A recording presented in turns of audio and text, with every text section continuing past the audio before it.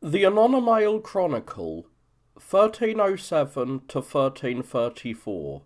After this good King Edward, his son Edward reigned. He was called Edward of Carnarvon, a handsome man, and strong in body and limb, but he fell short of the qualities and the style of his father, for he was concerned not with deeds of chivalry or prowess, but only with his own desires.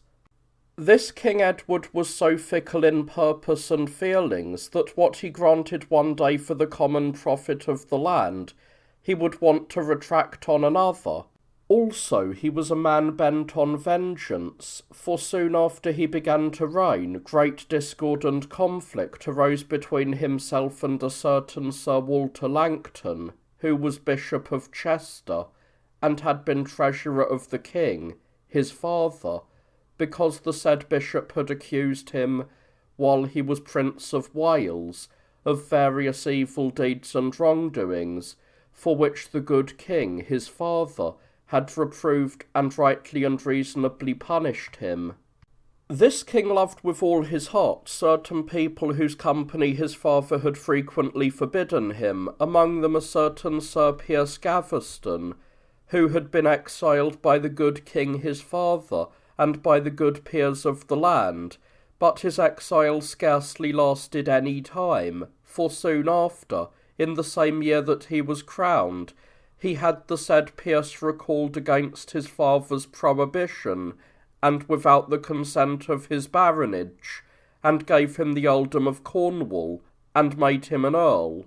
And he also gave him for his wife his niece, the daughter of Sir Gilbert de Clare, Earl of Gloucester, and of Lady Joan of Acre, sister of this same King of England. This king dishonoured the good people of his land, and honoured its enemies, such as flatterers, false counsellors, and wrongdoers, who gave him advice contrary to his royal estate, and the common profit of the land, and he held them very dear, as will be more fully related among his deeds hereafter. In 1308, King Edward crossed the sea on the 22nd of January, and married Lady Isabella, the daughter of the King of France, at Boulogne-sur-Mer, amid great joy and great honour. And in the first year of his reign they were crowned at Westminster with great solemnity and great ceremony by the Bishop of Winchester and other bishops, on the 9th day before the calends of March, which was the Sunday before the feast of St. Peter in Cathedra, which was then the Sunday before Lent, in the year of grace aforesaid.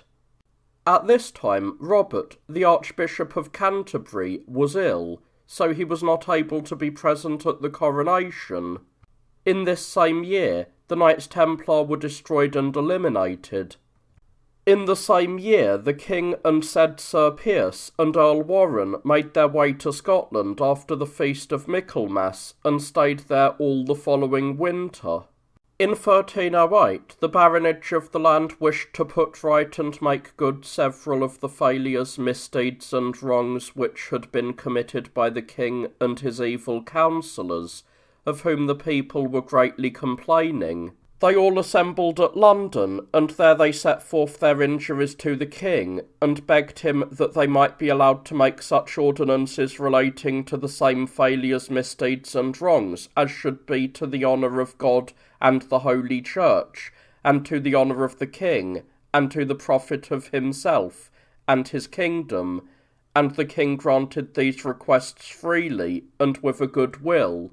and gave them his commission sealed with his great seal. The most loyal and wise of the prelates, earls, barons, and other lords of the land were authorised by common assent to make the same ordinances. By virtue of this commission they made various good and suitable clauses for the profit of the king and the whole of the kingdom. These clauses were discussed, examined, and settled before the king and his council. The king had understood them perfectly well, and declared that he was satisfied with them, accepted and ratified them, and confirmed them with his seal, and handed them over to Sir Thomas of Tutbury, then Earl of Lancaster, and the steward of England, and to all the baronage of the land. The said ordinances were publicised and proclaimed at the cross of the cemetery of St. Paul's in London, and the Londoners and other cities and boroughs throughout the land had a copy of the said ordinances under the King's Great Seal. And people from each city and borough throughout the country were sworn at London on the cross of the Archbishop of Canterbury, Robert Winchelsea, and also all the lords of the land swore to guard safely and uphold the said ordinances, and that whoever should infringe them should be destroyed and brought to harm. In the said ordinances one point was made to the effect that all the evil counsellors of the king should be removed and dismissed from the king. Because of this, the said Piers Gaveston, who had been exiled for various reasons in the time of this king's father, and who had been recalled by this same king as is described above, was again exiled from the country, because he advised the king to do otherwise than he should, against his own estate and that of his crown, and because he caused blank charters to be sealed, and did other totally wrong things, as the prelates and the peers of the land demonstrated in an aggrieved manner, through their ordinances and investigations made against him. He went to Flanders on the Feast of All Saints, and stayed there a while, but he feared the King of France, wherefore he returned to England about the following Christmas, and the king received him joyfully, despite the ordinances made by himself and his council, and kept him with him and his company in the face of all protests. In 1312, at the feast of St. John Antiportum Latinum, the papal council at Vienna was brought to an end. In this council, the order of Templars was abolished. In the same year, the lords of the land cleverly and with cunning persuaded the said Sir Piers Gaveston, so that about the time of the feast of St. Botolph, the said Sir Piers came to Deddington, near to Oxford, and the Earl of Warwick seized him by force and took him to the castle of Elmley, and from there to Warwick, where he was judged by the peers of the land. And from there he was taken to a stream which is called Gavesich, and there he was beheaded, and this was on the 19th of June in the 5th year of the king's reign. When the king heard and understood how Sir Piers Gaveston had been put to death by the lords of the country, he was greatly angered and annoyed, and he secretly contemplated in his heart all the time how to revenge himself when he should see the opportunity on those who had assented to his death. In the same year, Brother Vitali of the Friars Minor was made cardinal, and the same year, on the day of the feast of St. Brice, Sir Edward, the son of this King Edward, was born at Windsor, and a cardinal named Arnold baptised him on the feast of Edmund, the Archbishop. In 1313, Robert Winchelsea, the Archbishop of Canterbury, died, and was buried at Canterbury on the 9th day before the calends of June, the day after the Ascension, and Sir Walter Reynolds, who had previously been bishop at Worcester, was put in his place by the Pope, and at the request of this King Edward. In the same year, at the feast of Pentecost, Louis, the son of King Philip of France, was crowned King of Navarre. This region came to him by right and by way of inheritance through his mother Joan, the Queen of France, who was the heiress of Navarre. This King Edward, with Isabella his consort, and many lords of this land, had been present at his celebrations. And this King Edward spent there, according to rumour, more than £60,000. In the same year, the Emperor of Rome died in Tuscany. In 1314, and the 7th year of this king, the king assembled a large army and great forces at Pentecost, and set off for Scotland to destroy Robert Bruce and others of his enemies, and when he had arrived there, on the day of St. John the Baptist, Robert Bruce met him with a great force at Stirling, and engaged him strongly in battle. In this battle the king was defeated, and in this reverse Sir Giles de Clare, the Earl of Gloucester, Sir Robert Clifford, Sir Payne Tiptoft, Sir William Marshall, Sir Miles Stapleton, Sir William Vesky, Sir Giles d'Argentine, Sir William Daycourt, Sir Edmund Mowley, and many others were killed, and many noble and powerful men such as Sir Humphrey Bowen, Earl of Hereford, and other English lords were taken and imprisoned by the Scots at Bothwell, and were subsequently freed for a heavy ransom, and the Earl of Pembroke, Sir Hugh Despenser, Sir Henry Beaumont, Sir John Cromwell, and others fled as far as Dunbar, and there were put to sea in great numbers, and came to Berwick, which was then garrisoned by the English. At this time the cross was taken down from the steeple at St. Paul's in London. In it were many relics, and it was repaired and put back up with those relics and others on St. Francis' Day after Michaelmas, and on that day there was chanting by various canons and vicars of the said church, on staging 40 feet higher than the cross, and at that time there was a great light from torches and various other music there, because of the great importance of the relics that were placed inside the cross. In this year, on St. Andrew's Eve, Philip the King of France died. In 1315, Master Roger Martival, the Dean of Lincoln, was elected Bishop of Salisbury about the time of Pentecost.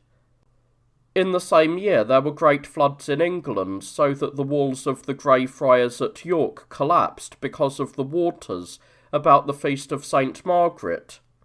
In the same year, King Edward and others of his privy council, without the assent of the lords of the land, foolishly decreed assizes and certain prices of provisions, which could in no way be enforced and upheld. That is to say, in London, the best ox fed on grain at most for 24 shillings. The best fat ox not fed on grain for 16 shillings, the best fat cow for 12 shillings, a 2-year-old pig for 30 pence, a shorn and fat sheep for 14 pence, a fat goose for 3 pence, a fat capon for 2 pence and a halfpenny, a hen for 2 pence, 3 doves for 1 penny, 20 eggs for 1 penny. This privy ordinance was proclaimed in London on the eve of Palm Sunday, and did much harm.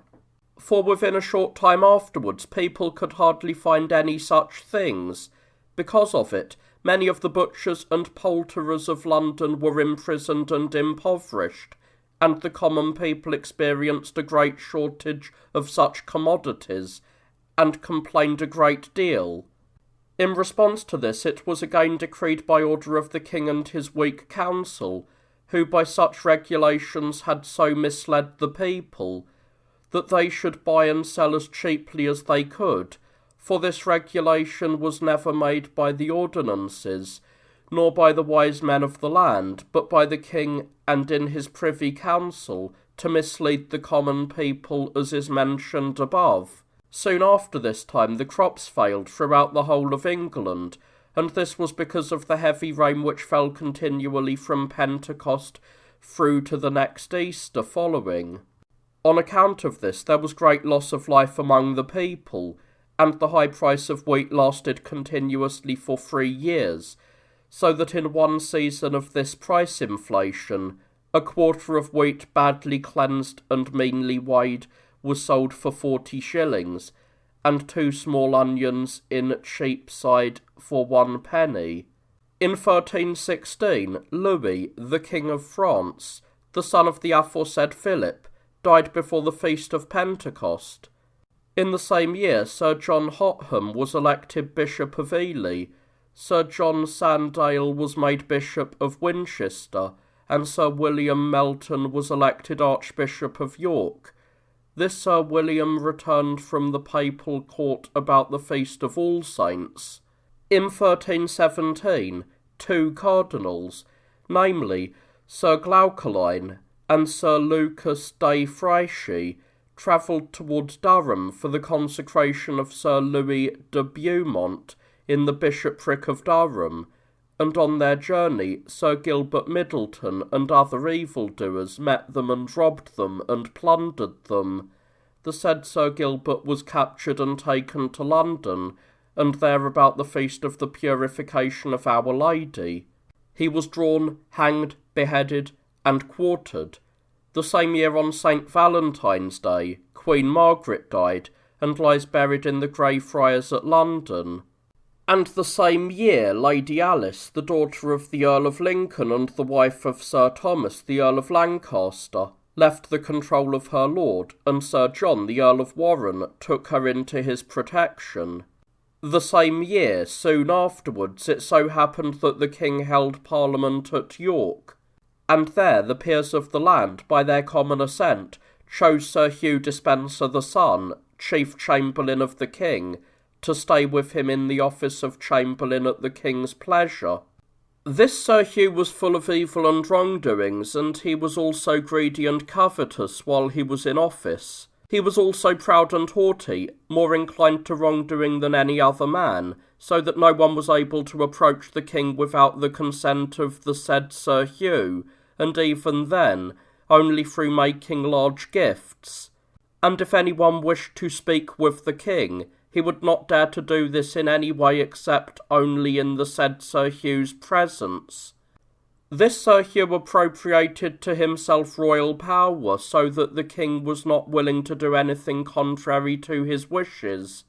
The said Sir Hugh's instructions were carried out and put into effect everywhere and in all places, according to his will, and everyone feared him and hated him from the bottom of their hearts. Nevertheless, they did not dare to say anything. He reduced the household services and expenses of the king. He accumulated great wealth for himself throughout the realm, which was marvellous to tell and relate. The king loved him dearly with all his heart and mind, above all others, so that there was not in the land any great lord who, against Sir Hugh's will, dared to do or say the things he would have liked to have done. In 1318, the king held Parliament at Northampton with all the great lords of the land. The peers of the land saw at that time in many ways the wrongdoings, evil, and covetousness of the said Sir Hugh, and the damage which he did to the kingdom with the aid of Sir Hugh, his father, and they wanted to have him removed from his office and to put another in his place, but the king would not allow it. On the contrary, he kept him close to himself, and he supported him in all things, according to his own wishes, and with all his power, so that the peers of the land could not do anything at this stage about the situation. It so happened that, when the king held his parliament, a certain man, John Poydras by name, who was a tanner's son from the city of Exeter, came to Oxford, and entered the king's hall and that of the Carmelites, as the devil put it into his heart, and he also brought with him a little carriage and a cat, and told everyone that he was the true heir of England, and that by right he ought to be king, and not Edward. People asked him how this could be, and he told them how and in what way. So far as I am concerned, this will not be put in my text or repeated. He was told to cease talk of this kind, which touched on such great matters, and he replied that he would not do so on any account, whatever might happen. Because of this he was taken to Northampton, to the King's Parliament, and there he was examined about his claim, and before everyone he maintained his contention in everything he said, and stated openly and confidently that he ought to be king by right and reason. Those who were said to be his father and mother at Exeter were summoned to the king at the said Parliament, and they were examined and put on oath by the King's Council to tell the truth about the matter, whether he was their son or not. And for fear of death, they did not dare say otherwise than that he was their son begotten between them. The king did not wish to have him put to death, but ordered that he be given a club, in English a bauble, and that he go around as a fool, but certain lords who were there did not wish to accept this,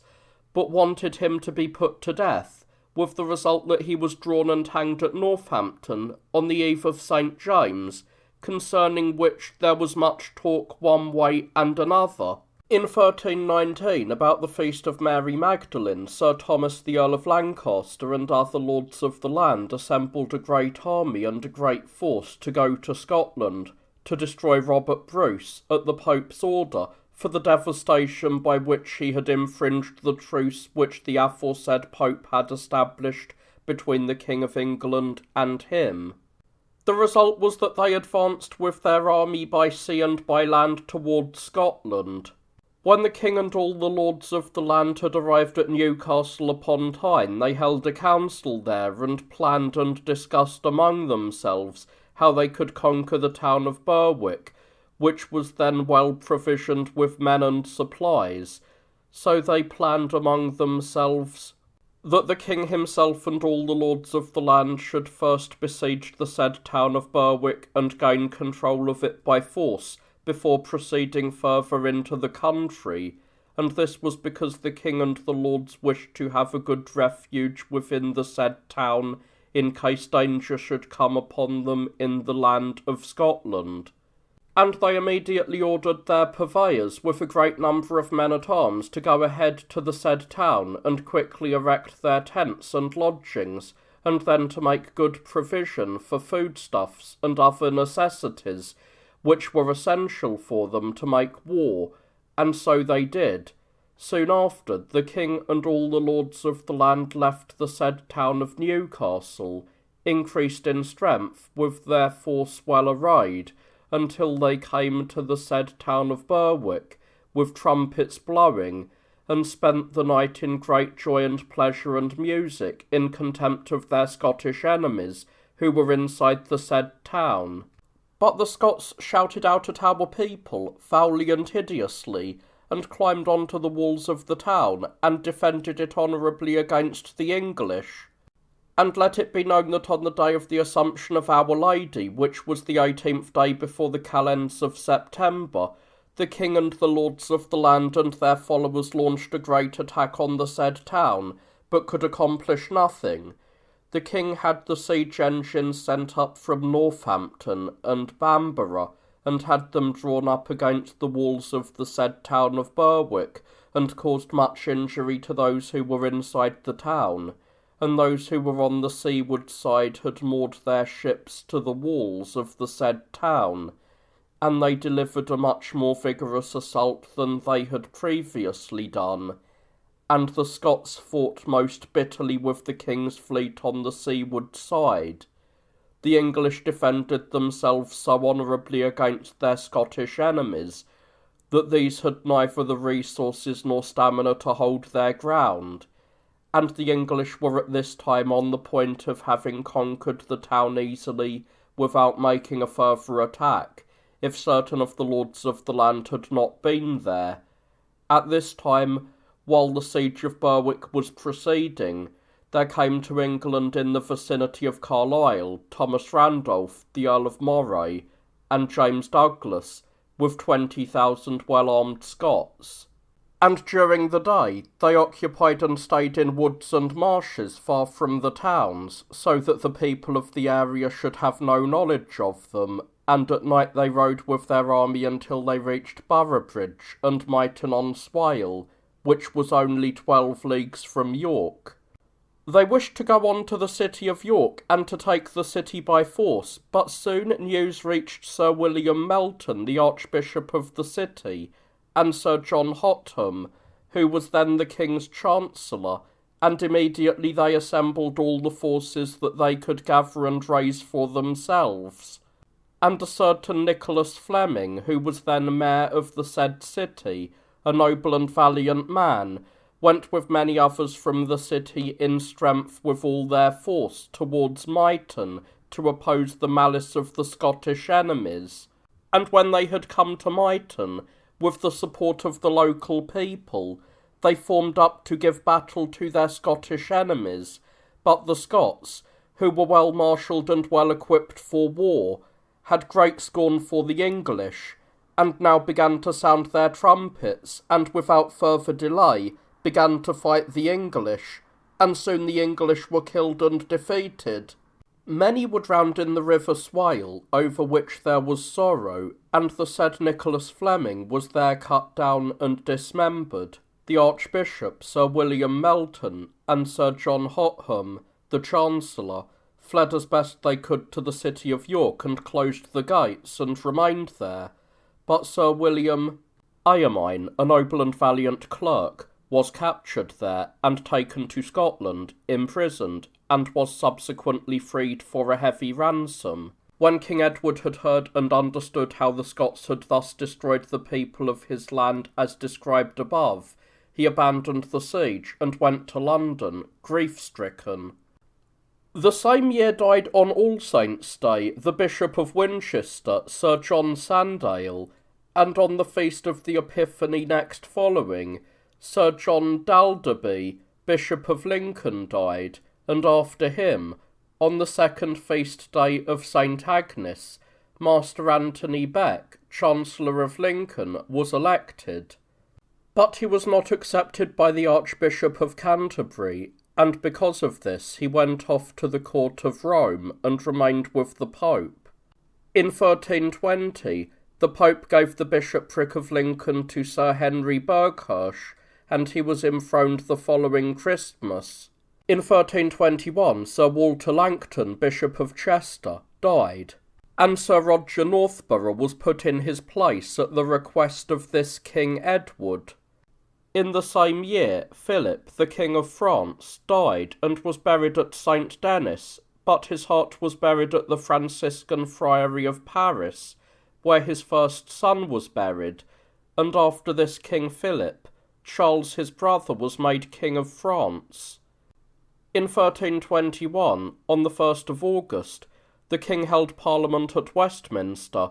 to which Parliament the Earl of Hereford, the Mortimers, Mowbray, and Clifford, and many other lords of the land came with great forces, and they came to London completely armed, not in contempt of the King, but to get rid of his evil counsellors, such as Sir Hugh Despenser, both the father and the son. At this Parliament the above-mentioned Earl of Hereford, the Mortimers, and the others above-mentioned, made known to the King their grievances against the two Despensers, because of which, on the eve of the Assumption of Our Lady at Westminster, in the presence of the King, Earls, Barons, and the community of England, they were exiled from the realm of England as traitors on pain of beheading if they ever returned into the power and lordship of the King.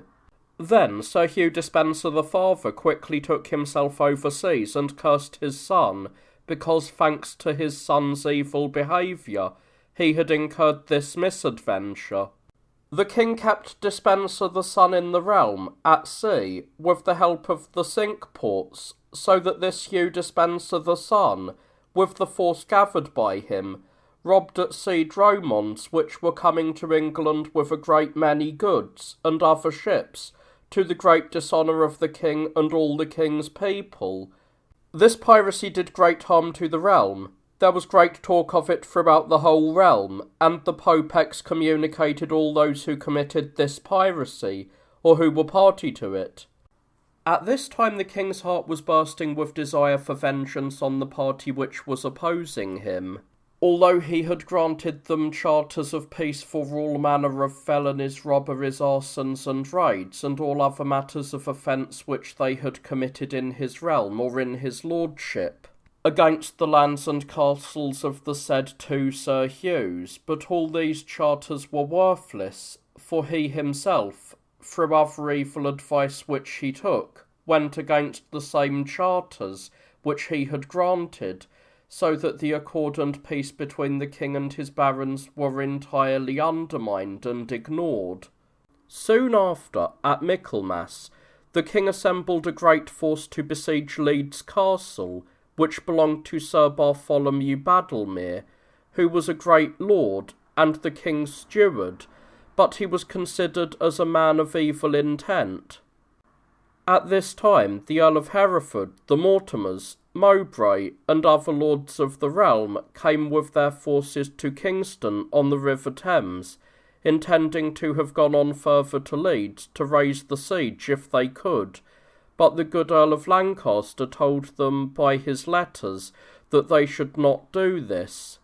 whereby a certain Sir Walter Reynolds, Archbishop of Canterbury, came to Kingston, where the barons were, and there he promised them loyally and in good faith that if they would retire from their actions, he would make good accord between the king and them. And the noble Earl of Lancaster told the king in a friendly way, by his letters, that in justice he should stop persecuting his liege people. And the king held in contempt what the gentle earl and other lords had told him, but every day thought of revenging himself on them. Thus the king entered Leeds Castle on the eve of All Saints, and Sir Bartholomew Bergeresh and Lady Badlesmere and other lords who were in the castle were sent to the Tower of London, and 12 others who were in the said castle were drawn and hanged there, but a certain Thomas Culpeper of Kent was sent to Winchelsea, and there he was drawn and hanged. To this expedition to the said Leeds Castle the Londoners sent the king 500 well-armed footmen. At this time the Earl of Hereford and the other barons saw full well that the king was a man without mercy, and thought indeed that he would destroy them as he had done others, and thus they made their way northwards as far as Pontefract, where the noble Earl of Lancaster then was, to have his support and help in maintaining the cause which they had begun against the 2 dispensers and other enemies of the land. And while they stayed in northern parts, they besieged the castle of Tickhill, but could achieve nothing there, so strong and well defended was the castle. Then, afterwards, they left there, and came to the said Earl of Lancaster, and held long discussions with him, in order to find out and decide how they might best oppose the evil intentions of the king, and the 2 aforesaid dispensers, and they assembled all their forces and went towards the Worcester area, and came to Burton, in order to confront there the 2 dispensers, and other enemies of the land, and they stayed a long time in that vicinity, and did much damage. When the king had heard and learned of the arrival of the baronage in the Worcester area, he assembled a great army and great force to destroy his baronage, and with him were the Earl Marshal, Edmund, his brother, the Earl of Kent, Sir John, Earl Warren, Sir John, Earl of Richmond, the Earl of Arundel, the Earl of Athol, the Earl of Pembroke, and many other barons, and a very great army and force. They came to the bridge of the said town of Burton, where they found a great multitude of archers and other men-at-arms, who vigorously defended the crossing against them, but the king and his men crossed the water at a ford which was near by. And when the Earl of Lancaster realised this, he fled in haste with his men from there to Pontefract. And the king with his forces went to Worcester to seek out and inquire after many evildoers in the land, and to put an end to their wickedness. To this expedition at the feast of St. Lucy the Londoners sent again 380 well-armed footmen to the king at Worcester.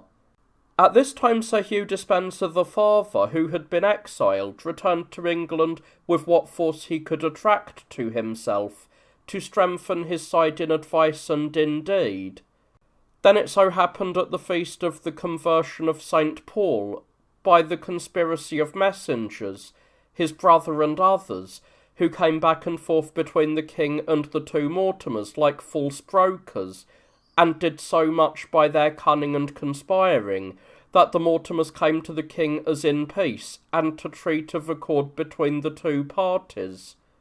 And when they had thus come to the king, they were unable in any way to leave his power, but were arrested and sent to the Tower of London, and they arrived there on Saturday after dinner on the eve of St. Valentine's Day. At this time, the 3rd of March, the Londoners sent to the king 120 well-armed men, for they dared not do otherwise for fear of his wickedness. Nonetheless, the will of the common people was inclining towards the side of the earls and barons, but secretly, because they dared not say and show this, on account of spies who were seeking out and inquiring everywhere into what was said and spoken. In the same year, on the 16th of March, which was then Tuesday, following the feast of St. Gregory, Sir Thomas, the Earl of Lancaster, was taken at Boroughbridge by a certain Sir Andrew Harclay and others who came there with large forces, and there on the bridge of the said town the noble Earl of Hereford was killed, and there also Sir William de Sully, Sir Roger Bromsfield, and Sir Ralph Elphington were killed, and many people of the land taken and imprisoned, their lands and their castles taken into the king's hand, and many other valiant knights and esquires escaped most wretchedly overseas for fear of being badly dealt with. The said Sir Andrew Harclay took the said Earl of Lancaster to York, and there he was put under guard in the high tower of the castle of the same city, but soon after the king sent him to Pontefract, a place the said Earl loved more than any other town in the land.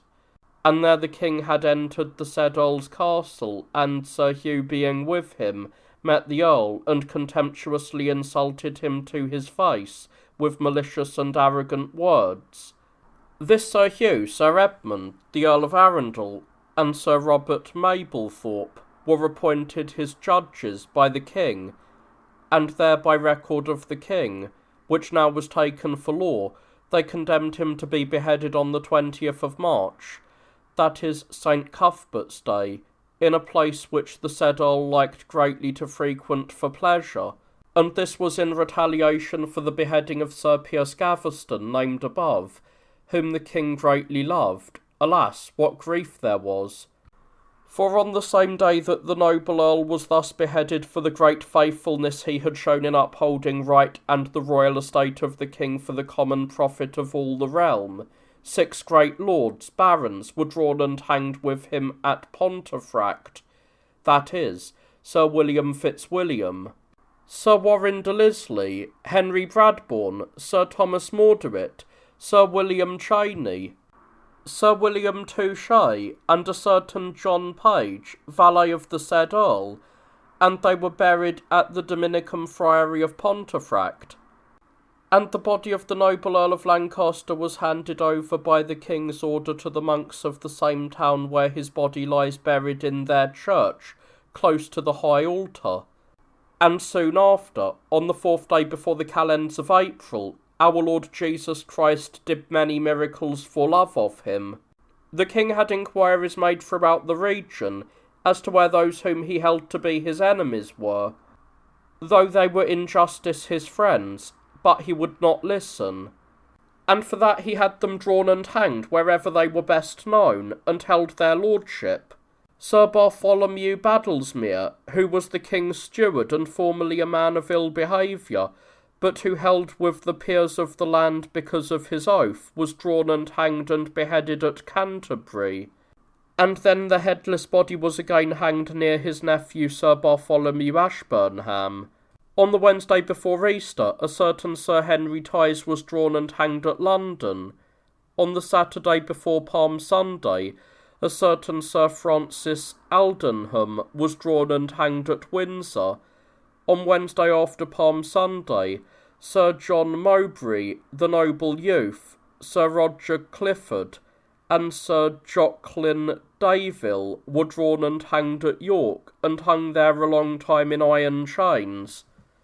But then with the king's permission they were taken down and are buried in the church of the Dominicans of York. Sir Henry Montfort and Sir Henry Willington were drawn and hanged at Bristol. Sir Roger Elmridge and several others, lords and esquires, some franklins and others, were captured, of whom some were released for a heavy ransom, some died in prison, and some were outlawed. After the said vengeance had been thus cruelly taken and exacted, the king in the same year turned his attention with all his forces to Scotland, for which the good people of London, on the eve of St. Margaret, in the 16th year of his reign, sent 100 well-armed and equipped men to the king at Newcastle upon Tyne. At this time, the 2nd of August, the 2 Mortimers were sentenced at Westminster before 6 justices to be drawn and hanged for robberies and murders of which the king accused them, but no execution of this sentence took place. And this was by the king's writ, which was sent to Sir Roger Swynnerton, then Constable of the Tower of London, to delay the said sentence, so that the following day the King of his Grace granted them life and limb in perpetual imprisonment. At this time, after the beginning of August, the King went with a great army and with a great force to Scotland, and had travelled into the land a good 60 leagues, and there many of his men died for lack of food, and the King achieved nothing there but returned to England, and his men had suffered serious loss for lack of provisions. And when the Scots knew that the King had left the realm of Scotland, they crossed the Scottish Sea, and quickly came into England, robbing and destroying the land, and doing much damage. In 1322, at the feast of St. Luke, the King was on Blackhall Moor, near Byland Abbey, with a number of nobles of his realm. And Sir Robert Bruce came there with a great force of Scots, and drove the King and his men away. But Sir John of Brittany, the Earl of Richmond, was captured there and taken into Scotland, where he was put into safe custody, and there he stayed for a long time, but at last he was ransomed for £3,000, and so he returned to England about the feast of St. Louis, Bishop and Confessor. And while our people in Scotland gained nothing through lack of divine grace, but lost their lives and what they possessed, the Scots in their invasion at that time gained provisions, treasure, horses and harnesses belonging to the King, and other goods in the country, to the great shame and loss of the King and the realm, and returned safely to Scotland with their booty. And this happened with the agreement and connivance of Sir Andrew Harclay, whom the King had made Earl of Carlisle, because he had captured the said Earl of Lancaster, and killed the Earl of Hereford, as it was previously stated. At this time our Lord Jesus, who is aware of all righteousness, wished of his divine grace to show that the said noble Earl of Lancaster had died in a just cause, in order to uphold the estates of the realm,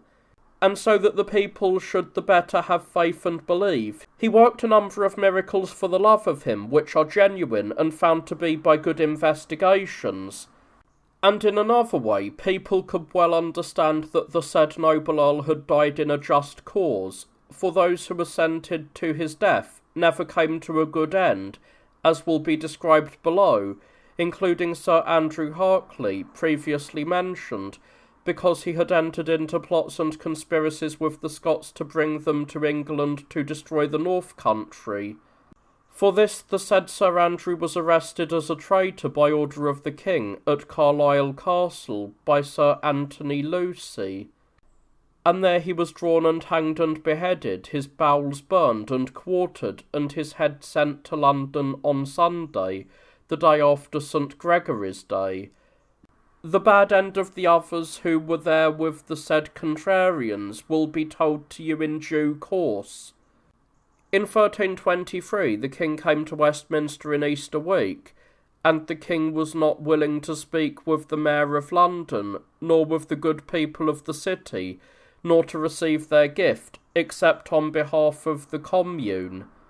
The result was that at the octave of Easter he had the said mayor, sheriffs, and aldermen summoned to be present before the King and his council at Westminster, and there the King, without indictment or cause, ousted and removed Hamo Chigwell, the mayor, from his mayoralty, and appointed Nicholas Fondon, keeper of the said city, at the King's pleasure.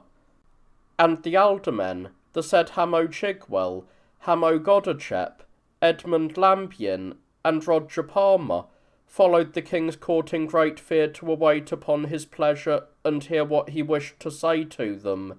and of what he wished to accuse them. At this time, after Trinity Sunday, God performed miracles in the Church of St. Paul of London, at the board which the said Earl of Lancaster had painted and hung on a pillar, in memory of the fact that the King had granted and established the ordinances. At this time the King levied the 6th penny on goods in London, and in other cities, and the 10th penny on the countryside, to the great distress and impoverishment of the people of the land. The King made truces with the Scots on various conditions established between the parties to last for 13 years, provided they kept the conditions faithfully. At this time, at the feast of the translation of St. Thomas, at the beginning of the 17th year, the said board in St. Paul's Church was removed by a certain Master Robert Baldock, a false and evilly inclined man, on the most express instructions of the king, and subsequently the wax that was offered there in devotion of the said Thomas of Lancaster was removed. But although the people's devotion was entirely removed, so that offerings were not made at the pillar where the said board hung, such were the miracles that God worked for the said Thomas overtly and publicly, that many people attached themselves to him. And the king had keepers and guards put in, and had the door of the church of Pontefract, where the said Thomas lay buried, closed, so that no one might come to him to make devotion, for a great many people were coming from all parts of the land to Pontefract, and there gave their offerings to poor people in honour of God, and the said Thomas.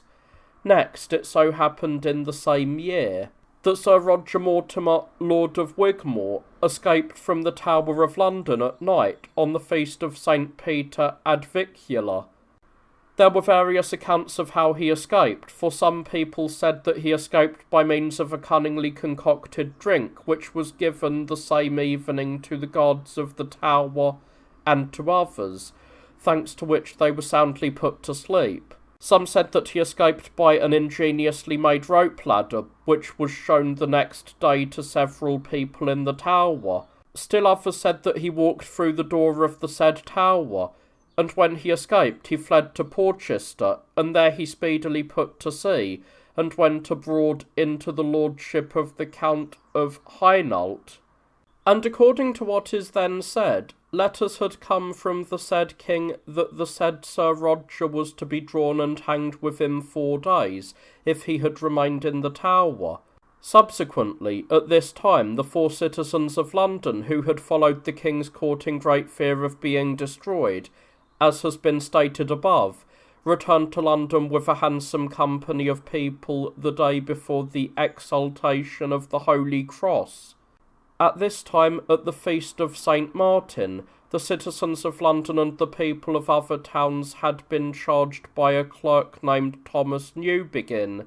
who had purchased the king's commission. The clerk accused the good people of having spoken with the said Sir Roger about maintaining and supporting him to go abroad, and of having aided and abetted his escape from the Tower of London, from which accusation the good people cleared themselves by every manner of legal procedure before the king's justices, so that the clerk was held to be a liar and put in prison. Soon after, at Lent, the king held Parliament at Westminster, and there he took into his hands all the goods and chattels that the Bishop of Hereford possessed, and instituted against him all manner of persecutions that he could, so that only with great difficulty could the bishop find safety within the precinct of the Grey Friars of London, with the result that he was not seized from sanctuary by the royal power.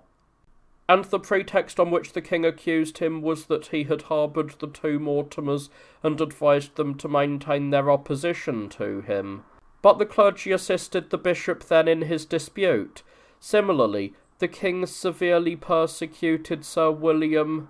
Irmine, Bishop of Norwich, and considered him a traitor, yet he was thought to be a good man who had worked very hard for the estate of the realm. Also he put great pressure on Sir Alexander Bicknor, Archbishop of Dublin. In 1324, at the feast of St. John the Baptist, there arose a serious disagreement between the King of France and the King of England over the homage which had not been paid for the land of Gascony. The King of France was very angry about this and ordered his people into Gascony to seize the lands into his hands. And on the following, the 1st of August, the King of England had many armed men mustered at Portsmouth in order to cross the sea to defend Gascony. and when they had come to Portsmouth the king changed his mind and would not let them cross, so that each company returned to its own region without achieving anything. And the king at the following Michaelmas, in defiance of the King of France, took into his hand all the lands that the Queen, his consort, possessed in England, and he removed all the French knights and esquires, ladies and pages, who were with the said Queen, and this was done by the advice of Hugh Despenser previously mentioned, and of Sir Walter Stapledon, Bishop of Exeter, at that time the king's treasurer, and of a certain Master Robert Baldock, then the king's chancellor, all of whom subsequently came to a bad end. These counsellors and others by their evil schemes and false counsels determined between them that the Queen should cross to France to make accord between the two kings, so she went abroad before Easter. In 1325, Earl Warren, the Earl of Athol, and other lords, at the Feast of the Holy Cross in May, crossed from Portsmouth to Gascony with 100 ships equipped and furnished with men and provisions, for which voyage the Londoners sent the king 140 well-armed footmen. After this time, at the feast of the decollation of St. John the Baptist, the king remained at Dover for 3 weeks to arrange the passage to the King of France, and had provisions, horses, and treasure sent across, and his purveyors were also over there for the purpose of provisioning him. The king himself was on his way to the sea to go aboard a ship which was completely ready to receive him for his crossing. And Sir Hugh Despenser, the son, who was greatly hated by several great lords of the land and also by all of the commonalty, was very distressed, and complained piteously to the king, and said that if the king crossed, he would be put to death in his absence. In the course of this complaint, the king's attitude changed, and he would not in any way board the ship, but stayed behind, to his great shame and dishonour, for kings and other great lords were over there awaiting his arrival. And the king, with his evil counsellors, sent in his place Sir Edward his son, heir of the land, to pay homage to the King of France, and the youth was well received with due honour to his noble rank by the King of France, and was made the Duke of Guyenne. Now the Queen and her dear son were overseas, and might not return when they wanted because of certain great obstacles which impeded them. For this reason the king regarded them as his enemies, and he had it proclaimed in London that no one should be so rash as to carry letters from the Queen or his son into England, and if any person did so, that he, and similarly he to whom the letter went, would be arrested, and they would be brought before the king and his council. At this time the Queen's demeanour was one of mourning and grief, like a lady who has lost her lord, and her English household was removed from her court over there. The king at this time had the Tower of London and other castles in the land further reinforced with provisions, because he greatly feared the arrival of the Queen and other foreigners in her company. At this time it was decreed that the wool staple should remain in England, and it was proclaimed that no man should take out of this land any fuller's earth or tassels. But this whole ordinance achieved nothing. In this year, in summer, there was a great drought in the rivers and springs, with the result that there was a great lack of water in many areas, so that a number of towns in the land burned, like the town of Royston, the Abbey of Croxton, Wandlesworth, and there were other fires for lack of fresh water. At this time the sea overwhelmed the water of the Thames, which became saline. As a result, many people complained of the ale which became salty. At this time, at the feast of St. Margaret, the king had it proclaimed that no French people might trade in the land, nor come to these parts, because the King of France and the wife of the King of England, not described as queen in the proclamation, and his eldest son, were opposed to him, as his enemies, They were on the point of being betrayed in France and of being treacherously sent into England because of the great treasure which the king and Sir Hugh Despenser, the son, and others who were of their persuasion had sent to the 12 peers of France for the great undoing of the said Queen and her dear son, Sir Edward. By this action all the English who were taken in the realm of France were arrested in one day, which amounted to a great multitude of people. When the Queen and Sir Edward her son became aware of the plotting of their lord and his evil counsellors, they raised and drew to themselves a great force of men in arms, and others to come to England with a great navy.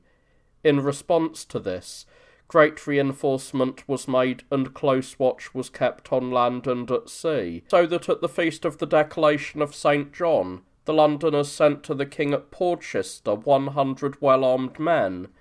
The same year, on Wednesday, next before Michaelmas, that is to say on the 4th of October,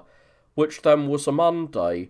the Queen and her eldest son, Sir Roger Mortimer, Sir John of Hainault, and other lords arrived at Harwich, in order to destroy the enemies of the land, and as soon as they had arrived, the wind changed in accordance with God's will, and their ships which brought them to this land sailed back safe and sound to the country from which they had come.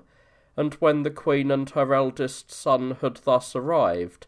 the countryside everywhere around willingly went over to them, and they sent their letters to the Mayor and Commonalty of London, to the effect that they should help them in the cause that the Queen and Sir Edward her son had begun, to destroy the enemies of the land, but no reply was sent to them at this time for fear of the king and the 2 Despensers, and others who were then at the Tower of London. Because of this, the Queen and her son sent another open letter to London, sealed with their pendant seals, and it was fixed at dawn on the New Cross in Cheapside, in London, and copies of the letter were fixed elsewhere on windows so that great numbers could read it, and this was on Thursday, the feast of St. Denis. It said that the good people of London should help to destroy Sir Hugh Despenser and other enemies for the common profit of all the realm, and that the commonalty ought to make their will known on this. As a result, many people did not know what to do, whether to support the side of the king and of Sir Hugh Despenser, who were then planning much wickedness, or to hold with the Queen and her son, who had come in good order for the common profit of the land to destroy its enemies. This is the copy of the letter. Isabella, by the grace of God, Queen of England, Lady of Ireland, and Countess of Ponthieu, and we, Edward, eldest son of the King of England, Duke of Guyenne, Earl of Chester, Ponthieu, Montreal, to all the commonalty of London, greetings. As we have formerly told you by our letters, we have now come to this land in good order and with good intent, for the honour and profit of Holy Church, and of our very dear Lord the King, and to uphold and safeguard all the realm with our own might, as we and all good people of this said realm are bound to do. And on this we have asked you by our said letters to help us as much as you can in this cause, which is for the common profit of all the realm. And as we have still not had any reply to the said letters, nor do we know anything of your will, we therefore send to you again, and we ask and pray that you will so behave towards us, that we will not have reason to harm you, but that you should be helpful to us in every way you know how and can be, and at every time that we ask it of you, or that you see an opportunity, for to be sure that we and all those who have come with us to this land do not intend to do, and please God will not do, anything which will not be for the common profit of this land, save to destroy Sir Hugh Despenser, our enemy, and all the realms, as you well know. Because of this we beg you and charge you on the faith which you owe to our lord the king and to us, consider what you might forfeit to us, that if the said Sir Hugh Despenser, our enemy, should come within your power, that you should have him taken quickly and kept safely until we have indicated our will with him, and do not neglect this in any way, as you desire the honour and profit of us and of all the realm. And if you do this, know that we will be always the more bound to you, and so you will gain very great honour and profit from us. Therefore send quickly to tell us of your will, given at Baldock the 6th of October. Then afterwards, the day after the said letter had come to London, as is described above, the king himself, Hugh Despenser, Master Robert Baldock, and others, with a great company of men-at-arms, moved from the Tower of London towards Bristol, and the Londoners discussed among themselves what they should do, and what reply they wanted to give to the said Queen and her son, with the result that the hearts of some of the people were greatly troubled, so that they did not know what to do or say, nor what reply to give. And concerning this, Hamo Chigwell, then mayor of the said city, and the sheriffs and the aldermen of the said city, were chosen before Geoffrey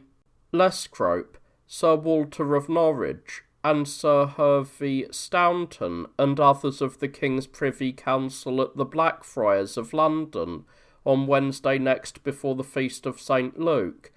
which was then on a Saturday.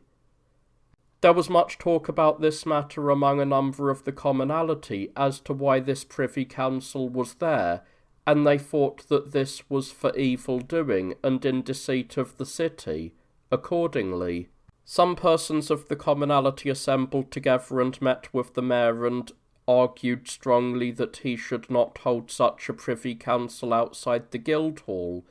Because of this, the mayor, in great fear, went with them to the Guildhall, and they discussed between themselves who were the enemies of the Queen and of the city,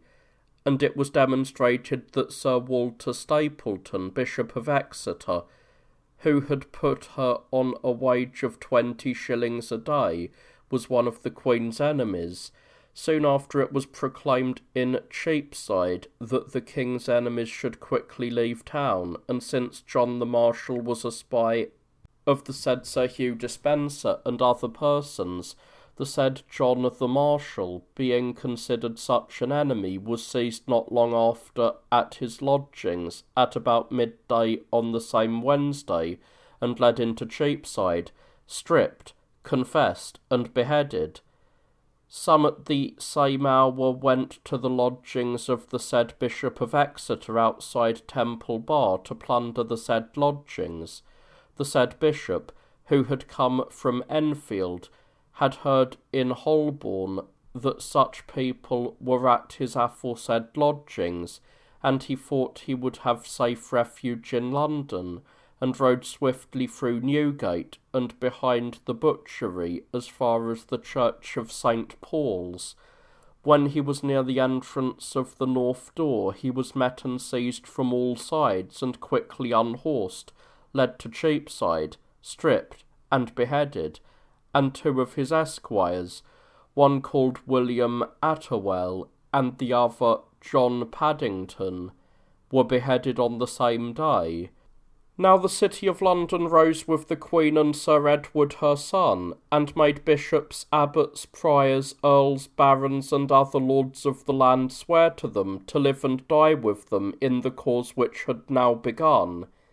And as for those who were imprisoned in the Tower of London in connection with the cause in which the noble Earl Sir Thomas Lancaster had died, the Londoners had them freed. When the king had heard what had been done by the Londoners, he and others in his company were astonished, and the Queen and her son and their company were well avenged. The king in the company of his enemies fled from the Queen's company, She pursued him in order to have him removed from his enemies, and in order to rejoin her lord if she could. But the king would not leave the company of his enemies. He took to the water at Bristol, and wished to cross to Ireland, but he was driven into Wales by a strong wind, and crossed there before anyone knew therefore where the king had arrived. Sir Hugh Despenser the father stayed in Bristol Castle, and there he was captured. On Monday, the eve of the feast of the Apostles, St. Simon and Judas, he was drawn, hanged, and beheaded at that place, and his head was sent to Winchester, because he was the Earl of Winchester. At this time on Sunday night, that is to say, on the feast of St. Edmund the Archbishop, and during the day, there was marvellous thunder, during which time Sir Henry of Lancaster and other great men pursued the king's enemies cleverly from one place to another, at Snowdon in Wales, near to Neath Abbey, so closely that the king left his enemies and joined his liege people, and the enemies were captured, that is to say, Hugh Despenser the son, Master Robert Baldock, and others, and were brought back into England at Hereford with great shame and hue and cry. As soon as they came to Hereford, the Earl of Arundel was beheaded there, that is to say, on Monday after the feast of St. Edmund, and on Monday the eve of St. Catherine at Hereford, the said Sir Hugh Despenser was drawn, hanged, and beheaded, his bowels burned and quartered. And there a certain Simon of Reading, who had insulted the Queen, was drawn and hanged. The said Master Robert Baldock, who was the king's chancellor and a wily man, was put in the Bishop of Hereford's prison. On Thursday after dinner, that is to say 2 days before the feast of St. Nicholas, the head of the said Sir Hugh was carried to London through Cheapside, accompanied by trumpets, and the head was impaled on London Bridge. At this time the king was at Kenilworth Castle with the said Earl of Lancaster. The Queen and her eldest son kept their Christmas at Wallingford, and her son, Sir John of Eltham, came to her there with a fine company of Londoners, who brought him to the Queen, because he was at that time in the safe keeping of the city. At this time Hugh Lynn Despenser, the son of the said Sir Hugh, remained in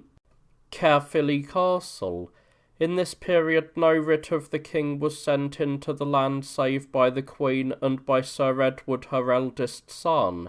The Queen and Sir Edward came to London together with a good company of people on the Sunday next before the feast of Epiphany, in order to hold Parliament. Therefore on Tuesday, that is to say on the feast of St. Hilary, at Westminster, the Archbishop of Canterbury read out before the people several articles against the king.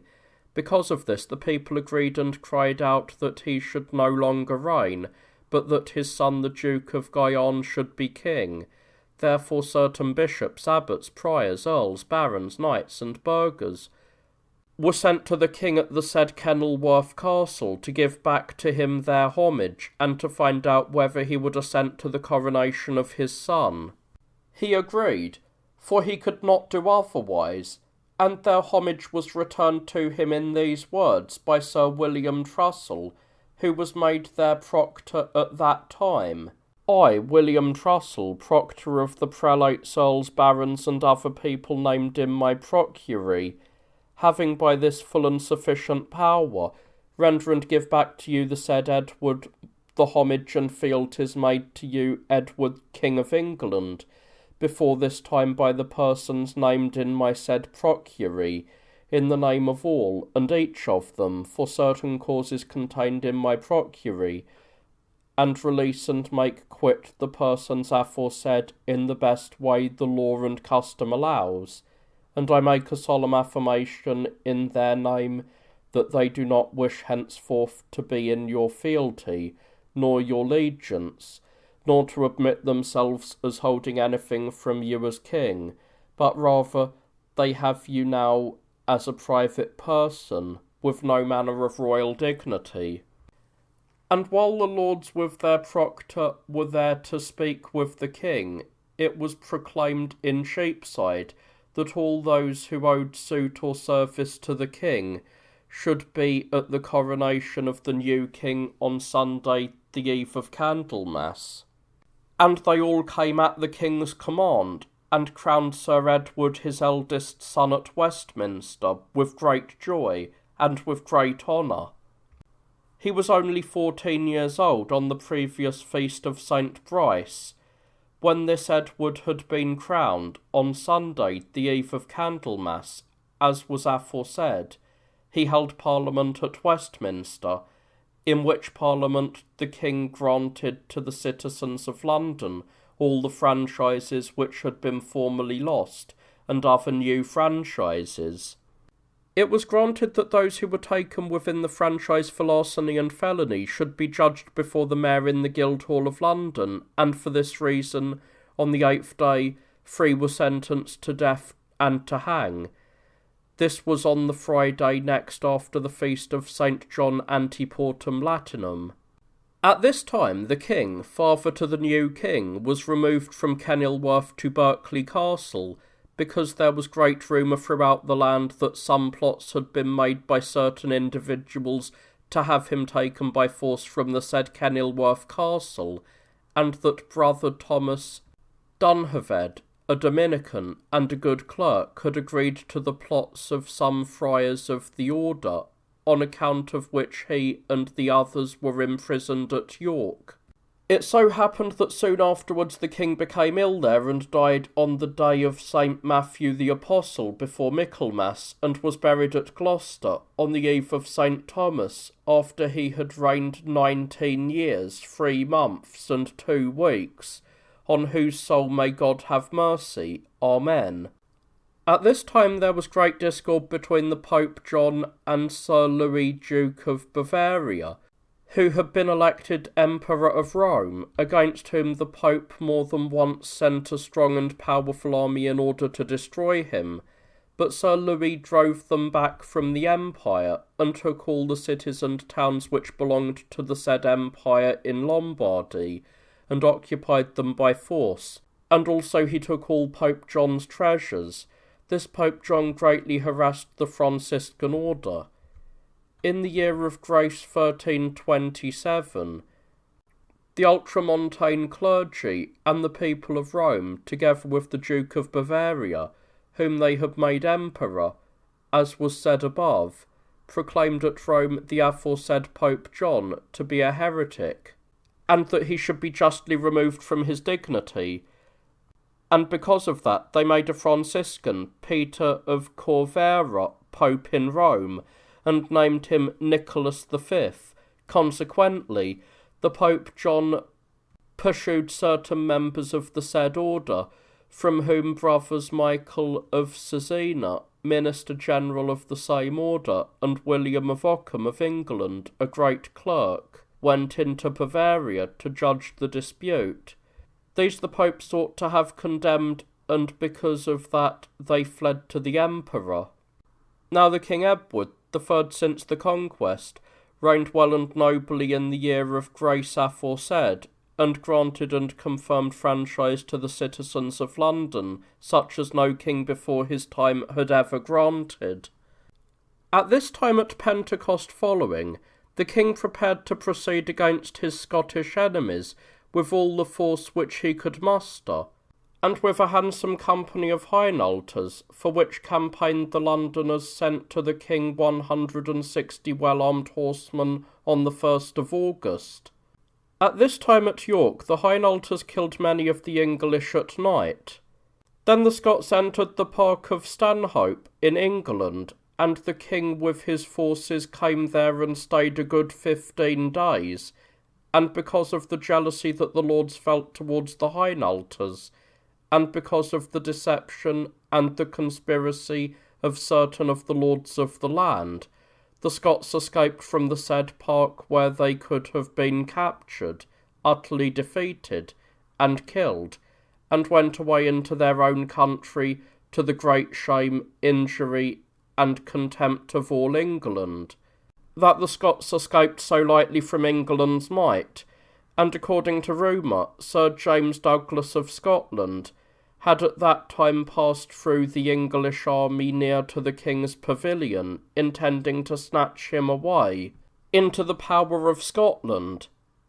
And the said Sir James escaped, but an armed chaplain, who was a stalwart man, was caught and killed. Soon after this, the king and his men returned to England. Now the Scots came again into this land with a very great army, burning, robbing, and destroying, and did much harm, until they came to Alnwick Castle, where Sir Henry Percy was residing, and besieged him.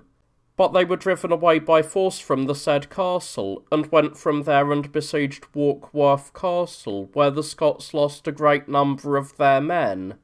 And so, with nothing achieved, they returned to their own country. After that, in the same year, Lady Philippa, daughter of the Count of Hainault, came to England to be married to Sir Edward the young king, who had been crowned. She came to London 2 days before Christmas, where she was joyously received by the citizens of the city, and she was married at York on Sunday, the conversion of St. Paul.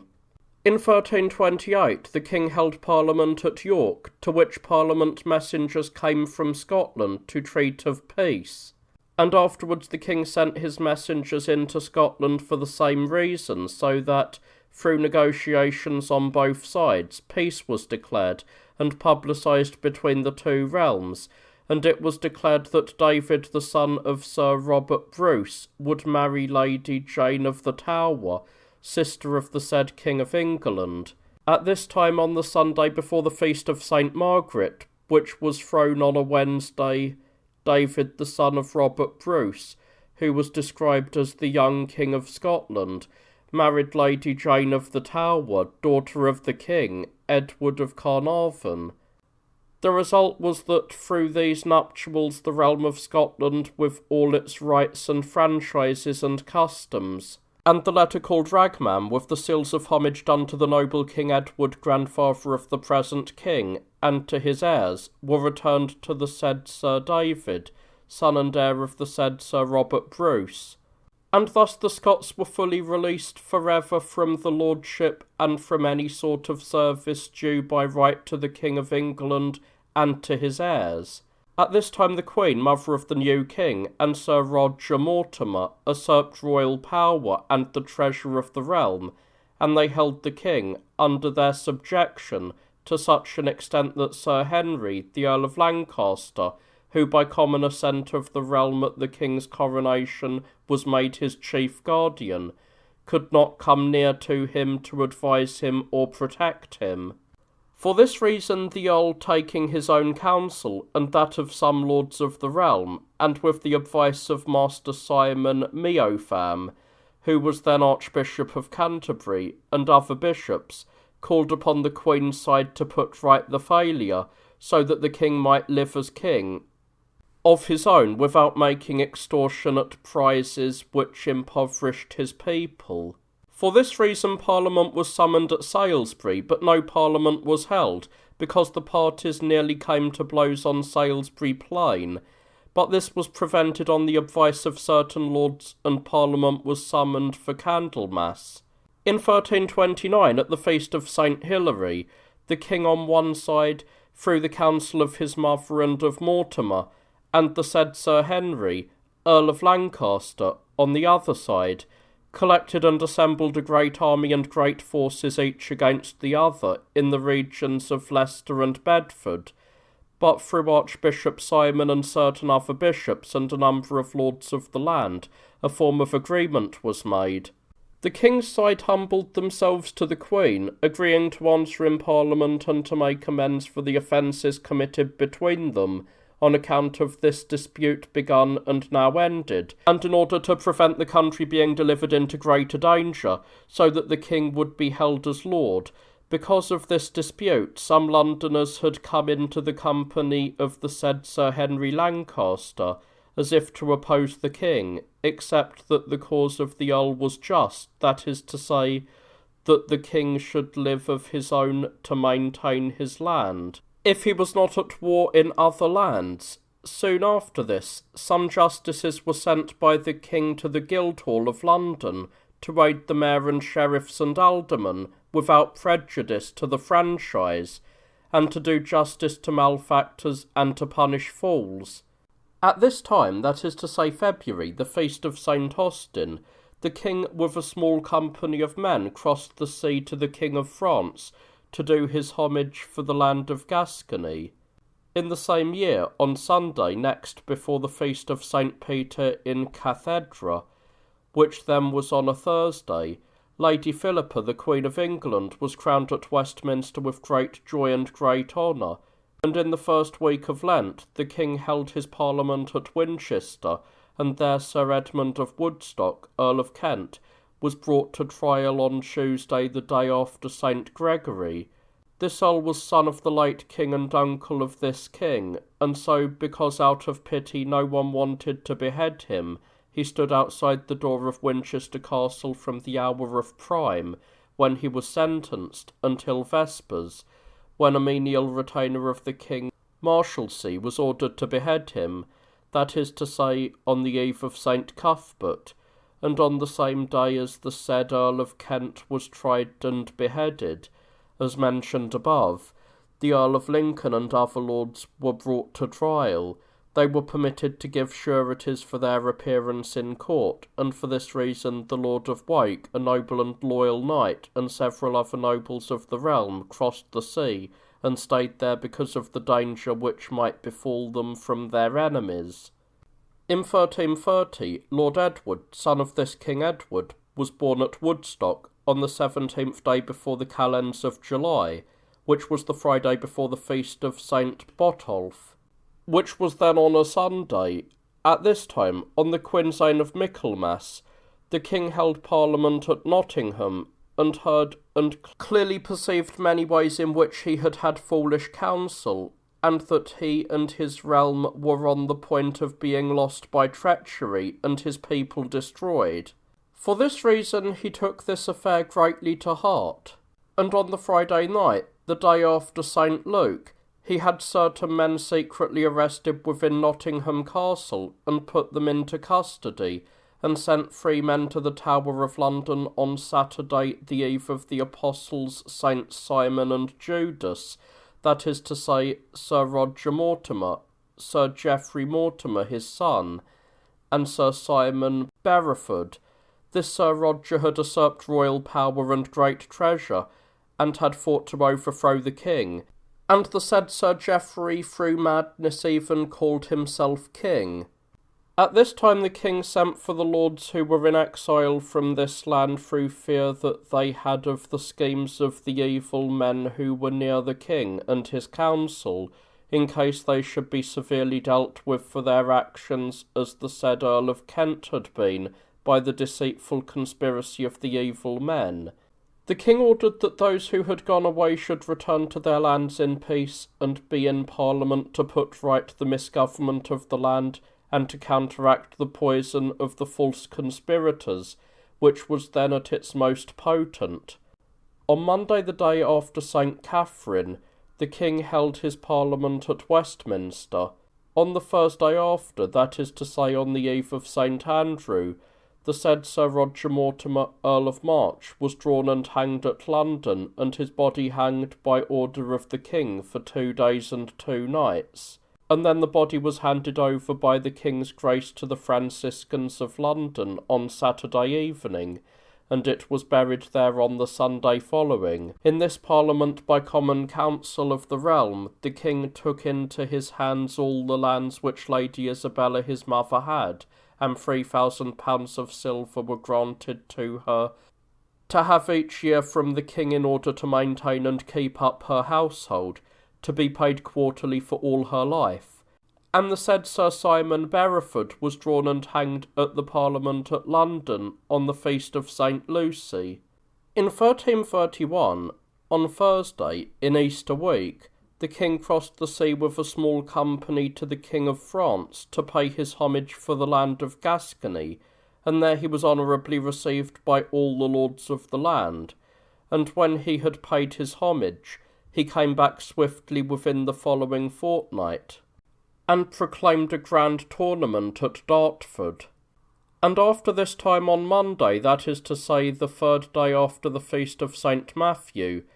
there were formal jousts in Cheapside between the Cross and Sofas Lane, and on both sides barriers were made of good timber, and a great beam was put up above the road for the Queen and other noble ladies to see the joust that 13 knights had undertaken against all other knights who wanted to come to joust. And the joust lasted for 3 days. In this joust an accident happened which greatly alarmed the people, for as the knights jousted again after dinner on the first day, the upper staging, which was made of great timber, where the Lady Philippa the Queen, and Eleanor, the sister of the King, and other great ladies of the land, and the knights who were in their company were placed to see the joust, fell to the ground. The Queen and the others who were there fell down, with the result that several ladies and knights were wounded, both those who had been above and those who were below, but no one was killed, nor were the Queen or the King's sister injured in this affair, as God willed, except that the Queen's coronet fell from her head and was broken. This sudden accident was due to the fault of the carpenters.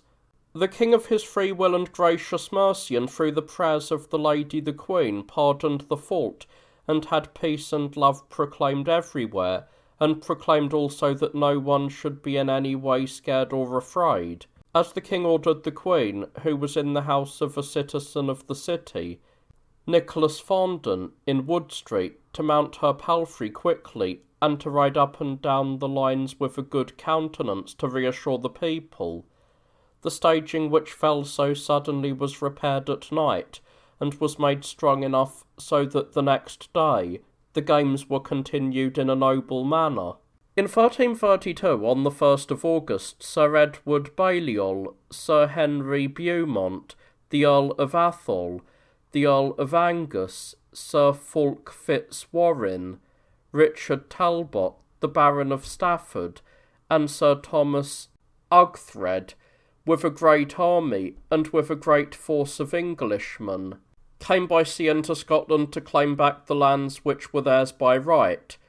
which lands without their assent or agreement had been handed over and given to several great lords of Scotland, and because King Edward did not wish to infringe or disturb the peace arranged between him and those of Scotland, as mentioned before, he would not allow them to cross through his realm into the said land of Scotland. Because of that they made their way by sea, as is related above, so that on the 8th day before the Ides of August, that is to say, on the feast of the Saint Sixtus, they landed at Kinghorn in the county of Fife, and the Scots to the number of 10,000 were keeping watch for the English to land, and approached them in battle array. The English archers and the small force of footmen, who landed before the men-at-arms could disembark from their ships, assembled against the Scots, and did so much that the Scots were repulsed and at least 900 were killed, and the rest put to flight. The next day the English took themselves towards Dunfermline Abbey, where they found provisions in great abundance, and there the English heard that all the lords of Scotland, with all their force of men and arms and foot soldiers, were ready to join battle with them, and had come to a place called Gaskymore,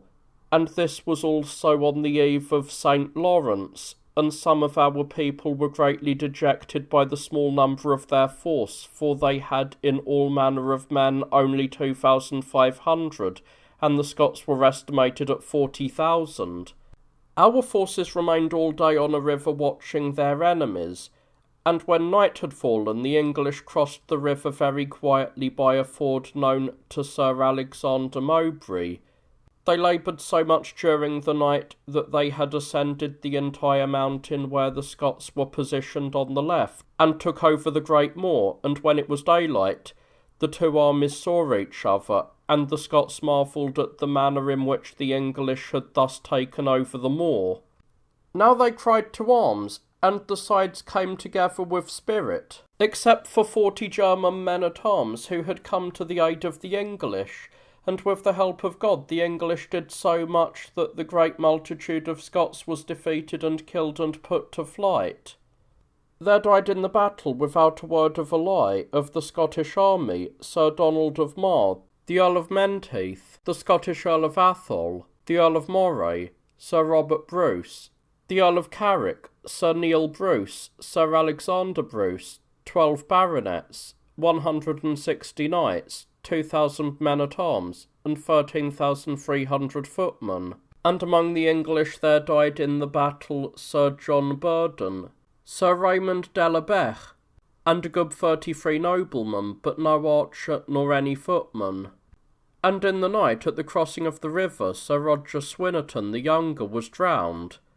The battle lasted from sunrise until the hour of tierce. This defeat was on the Wednesday next after the feast of St. Lawrence. The next day the English moved off towards the town of Perth, and took it without opposition, and found a great quantity of provisions there. They rested and fortified the town with a wide ditch and a peel, realizing that they would have need of this, and indeed they did very soon, for the Earl Patrick and Archibald Douglas brought up to the town a good 40,000 of all manner of men, for the Earl Patrick.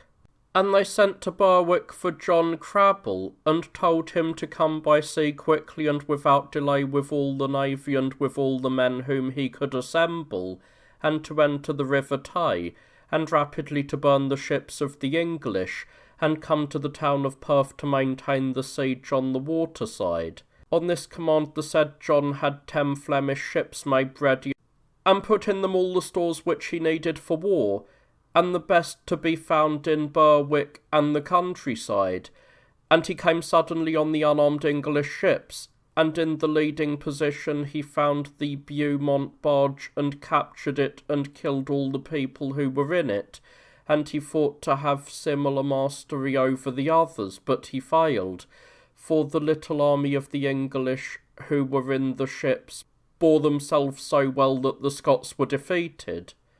at sea, and all the greater part killed and drowned, and all their ships were burned, and the barge similarly,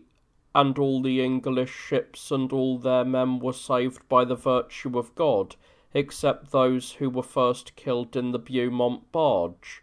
With great difficulty John Crabbe escaped by land, and came back to Berwick with great sorrow. This event was on St. Bartholomew's Day. When the Earl Patrick and Archibald Douglas and the others who were maintaining the siege heard this news, they moved away from there, and, without prolonging the siege or damaging the English, went away with a great army and great force into the country of Galloway, which belonged to the Lord Balliol,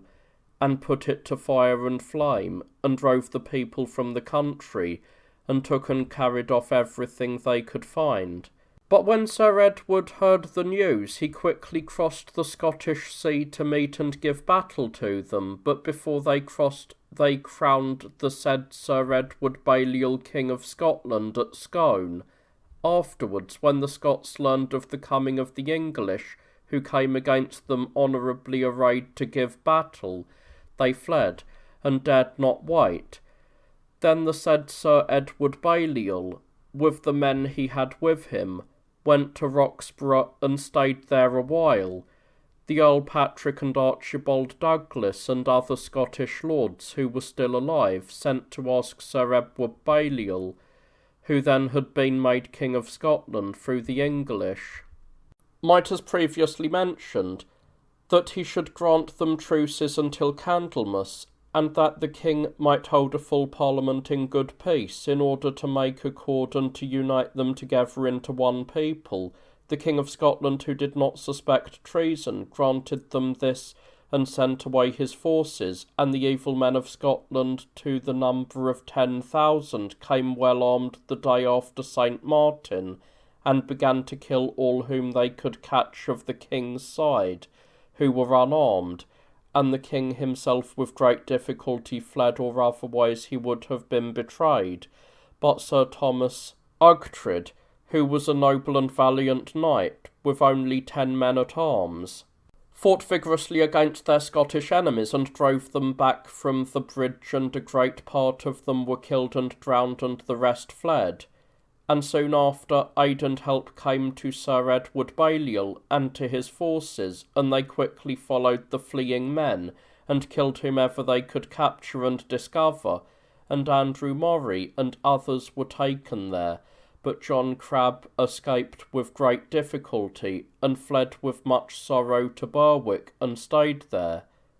After this, Sir Edward Balliol entered Scotland with the great English lords and their forces on Saturday in the week of Lent, and raided several places in the land, and did great damage to their enemies, and the lords Montague, Percy, Neville the Younger, the Earl of Lancaster, and the Earl of Arundel took possession of a Peel, in which they found Sir Robert Colville and 10 men-at-arms, a number of local women, ladies and others, and some of their own people, and great plenty of provisions, and took every one away with them, and destroyed the Peel. And they went to Berwick to besiege the town by land and sea, and set up their tents and made several assaults on the town, but those within defended themselves vigorously,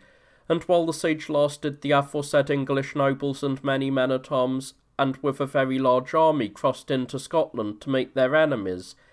but they met no one, on account of which they returned happily to Berwick, and spoke thus with the young men of the said town, saying that the town ought to be given over to them to the use of the King of England, and not to the use of Sir Edward Balliol. When the commonalty of Berwick had perceived how the young men of the said town wanted to give the town to the King of England, and to Sir Edward Balliol, without their leave and assent, they were greatly aggrieved and angered, and quickly mounted the walls of the said town, and honourably defended it against the English. And when the English saw the commonalty of the town did not want to accommodate themselves in any way to the King of England, nor to Sir Edward Balliol, they raised their siege and moved from there and came into England. At this time the king held his parliament at York, to which parliament there came Sir Henry Beaumont, the Earl of Athol, the Earl of Angus, Sir Richard Talbot, Sir Fulk Fitzwarren, the Baron of Stafford, Sir Thomas Ughtred, and several others, to treat and make arrangements about certain tasks and undertakings touching the realms of England and Scotland. And while they were there in this manner to confer, the people of Scotland, who were always false and conspiring evil, came to Sir Edward Balliol, and again begged him for a truce, so that the said Sir Edward granted it to them with the advice and assent of certain disloyal men, who were then with him. Afterwards, because of this, the Scots suddenly came armed with great force, that is to say, Archibald Douglas, leader of the Scottish army and steward of the land, the Earl Patrick, and several others, and they did great harm to the said Sir Edward Balliol, killed his people and robbed them, and carried away their goods. But it so happened that, by God's help, several great Scottish lords were killed there, that is to say, Sir John Mowbray of Scotland, Sir Walter Comyn, Sir William de la Bec, Sir John Talbot, and several others, and the King of Scots won the day. In 1333, several great English lords came again to Berwick and once more besieged the town, and did not want to leave there until the town was given to their will. The Scots had a great and strong force within the town, and they defended it nobly against the English, but they dared not sally forth to give battle to the English, who had besieged them. For this reason the said Archibald Douglas and other Scottish lords, to the number of 3,000, entered Northumberland and Gisland near the city of Carlisle, and put to fire and flame the lands 15 leagues long and 6 leagues wide, which belonged to Sir Randolph Darce, and returned with little booty. At the same time, Sir Anthony Lucy and William of Lochambene crossed into Scotland with 800 men, and rode 20 leagues during the night, and then they returned, and on Thursday, the feast of the Annunciation of Our Lady, in the morning they began to burn and kill all before them, and they took sheep and other fat beasts in great plenty. At their return, William Douglas, who was keeper of the said Peel of Lochumben, and others with a great number of men at the hour of noon, attacked the said Sir Anthony Lucy and his men, and there was a great melee, but the Scots were defeated, and the said William Douglas, William Baird, and a good 100 others were taken prisoner, and Sir Humphrey Jordan, knight, William Carlisle, and many others to the number of 160 of the valiant men were killed there, and the said Sir Anthony was wounded, and they returned safely to their borders with their booty. In 1333, when the King of England heard how the Scots had committed arson, robbery, and murder in his land, despite the form of peace agreed between them, he took with him Earl Warren, the Earl of Warwick, the Earl of Lincoln, the Earl of Cornwall, the Lords Wake, Ross, Mowbray, Clifford, Cromwell, Sir Fulk Fitzwarren, and Sir John Roos, with a great multitude of men-at-arms and foot soldiers and archers, and others ready and equipped for battle, and entered Northumberland to seek the disloyal, the evildoers, and the associates of his Scottish enemies, and do battle with them. But when the Scots learned of the arrival of the King of England, they fled into Scotland like cowards who did not dare to do battle.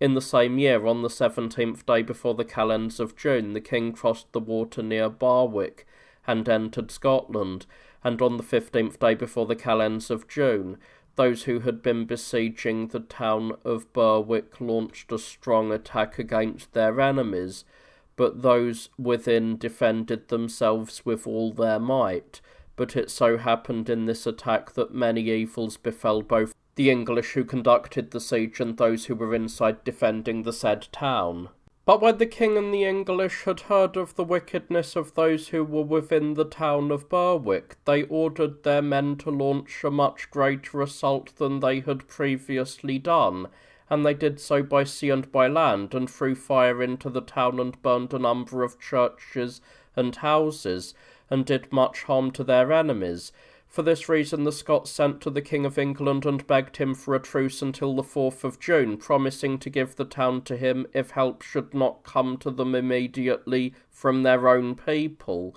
The King, with the advice of his men, kindly granted the truce and ordered his forces to stop their assault, and that no Englishman should harm or injure those who were in the town.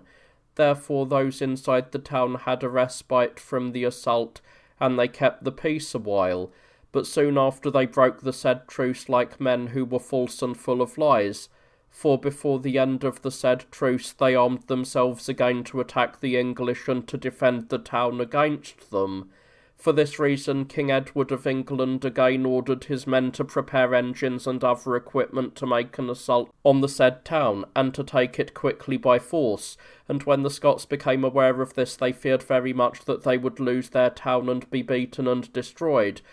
And they again sent word to Edward, King of England, and begged him for a truce for the 8 days next following, in such form that if they should break the said truce again, they should lose the said town immediately. The King of England, who was very much a man of pity and mercy, again granted it to them, and took his oath that if they were again false towards him, they should not then have mercy for love or money. Soon after, 60,000 Scots came into England against the town of Berwick, leaving between them and the English the river Tweed, in order to give battle to those who besieged the said town, and to raise the said siege if they could. But God willed it that they were met and repulsed. Therefore the King of England, for their great disloyalty, and because they had broken their day of peace, and would not give him the said town of Berwick, as the agreement was, had the son of Sir Alexander Senton hung in view of the Scots on the day of St. Ancletus, and when this was done, the Scots made it known to the King of England that they would come to fight with him on the eve of St. Margaret, and lift the said siege. And when the King of England heard this, he was joyful and happy, and quickly had all the English lords who had come there summoned and assembled in order to plan and advise on how they could best oppose the wickedness of their Scottish enemies, and save those who were at the said siege of Berwick. And so they decided among themselves that some of the king's forces should stay with those who besieged the said town as help for them against their enemies, if they should have need of it, and the king should keep the rest with him to fight against the great multitude of Scots. After that, on the said eve of St. Margaret, in the year of grace aforesaid, the great Scottish army, which numbered 80,000, approached the said town of Berwick against the King of England's army, and they came in close order, with their army drawn up in 4 battle lines, and the King of England and his people came against them drawn up in the same manner. But the Scots had so great an army and such a great force that when the English saw them they were very cast down, and this was because the army of their Scottish enemies was so great and so strong compared with the English army, which was then only small. But King Edward of England rode about everywhere among his army and encouraged his men well and nobly, and generously promised them good rewards provided that they conducted themselves well against the great multitude of their Scottish enemies. Thus in the first battle line of the Scots there came the Earl of Moray, and with him under his banner Sir James Fraser, Sir Simon Fraser, Sir Walter Stewart, Sir Reginald Cheney, Sir Patrick Graham, Sir John Grant, Sir James Carlisle, Sir Patrick Charteris, Sir Robert Caldecott, Sir Philip Meldrum, Sir William Harden, Sir Thomas Kirkpatrick, Sir Gilbert Wiseman, Sir Adam Burden, Sir John de Burgh, Sir James of Garioch, Sir John Grant, the son, Sir Robert Baird, and with them 600 men-at-arms and 14,200 of the commonalty, and 40 bachelors. In the Midgard came the steward of Scotland, the Earl of Menteith, Sir James Menteith, his uncle, Sir William Douglas, Sir John the son of John of Galloway, Sir David Lindsay, Sir Malcolm Fleming, Sir William Keith, Sir David Campbell, Sir James Steward of Aldington, Sir John de Burgh, Sir Alan Stewart, Sir William Abernathy, Sir William Erskine, Sir William Abercorn, Sir William Murray, the son of Sir John, the son of Sir William, Sir Adam Murray of Lyonton, Sir John of Shireton, and with them 700 men-at-arms and 17,000 of the commonalty. In the third line came the Earl of Ross, the Earl of Sutherland, the Earl of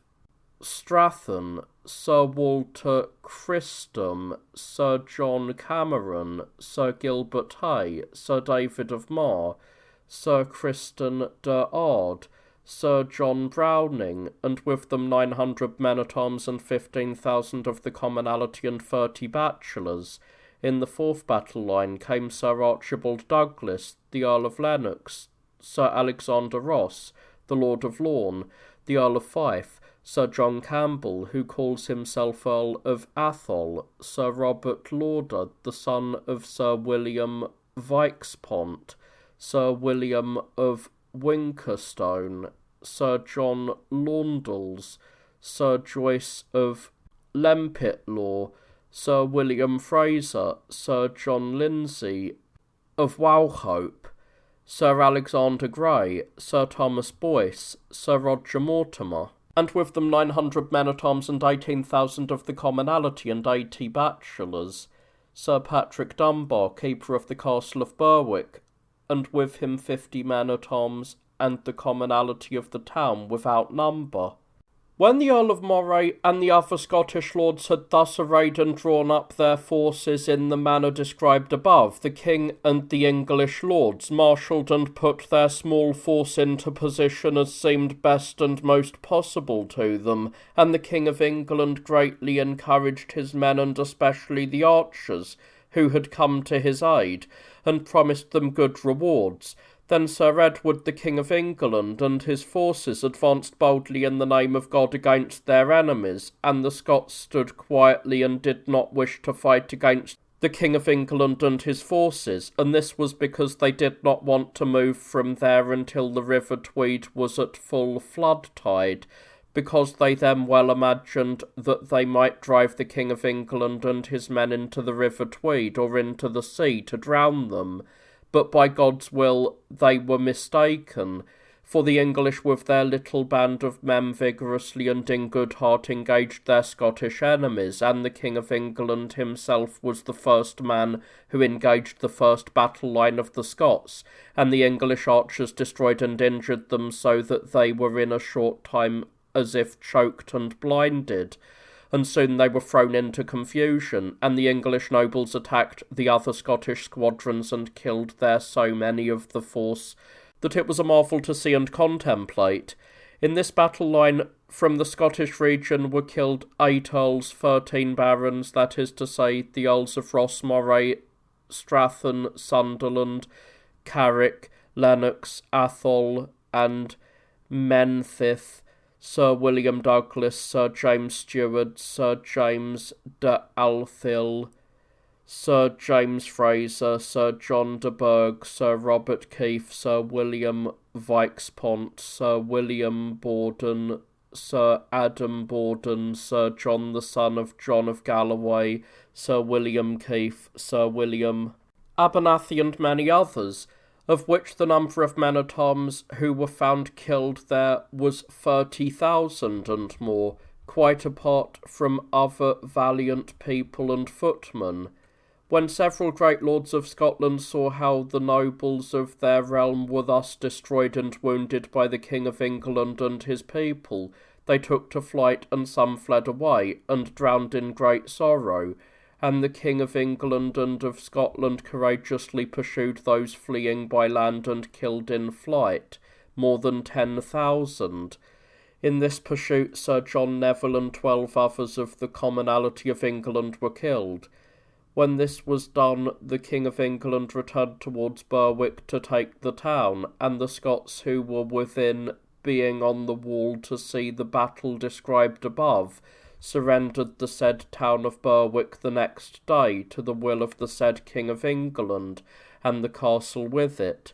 This same year Master Simon Meopham, Archbishop of Canterbury, died. To this archbishopric Master John Stamford, then Bishop of Winchester, was elected, and Master Adam of Hereford was put in his place, and Master Simon Montague, brother of Sir William Montague, who was afterwards made Earl of Salisbury, as you will learn later, was made Bishop of the Bishopric of Worcester. This same year Sir Louis de Beaumont, Bishop of Durham, died, and Dom Robert Greystans, a monk of the said house, was elected and consecrated by Sir William Melton as Archbishop of York, but he was removed from the bishopric because the Pope had previously given the said bishopric to Sir Richard Berry, that is to say, at the request of the King of England. This was because the said Sir Richard was a close friend and well loved by the King, and had been long in the King's service. In the same year Lady Isabella, the King's daughter, was born at Woodstock. In 1333, on the 11th day before the calends of July, Sir Edward Balliol, the King of Scotland, in the presence of several of the great lords of England and Scotland, paid his homage to the King of England for the said realm of Scotland, to have it and hold it from the said King of England and his heirs for ever, giving to the aforesaid King of England and to his heirs the town of Berwick with the country around. The same year, on the 5th day before the nones of December, Pope John died at Avignon, and on Sunday was buried in the great church near the palace. Be it known that at the same time that the said Sir Edward Balliol paid his homage, Earl Patrick paid his own to the King of England, swearing to be faithful and loyal to him, and to his heirs forever, to hold of him and of his heirs his lands which he had in the realm of Scotland, and to do what he promised to the King of England, that is, to make all the lords of Scotland obedient and subject to him, and to Sir Edward Balliol, who was the King of Scotland. And for this the King of England gave him a great amount of treasure, that is to say £1,000, to put right and repair his manners, and his towns which the English had destroyed and razed to the ground.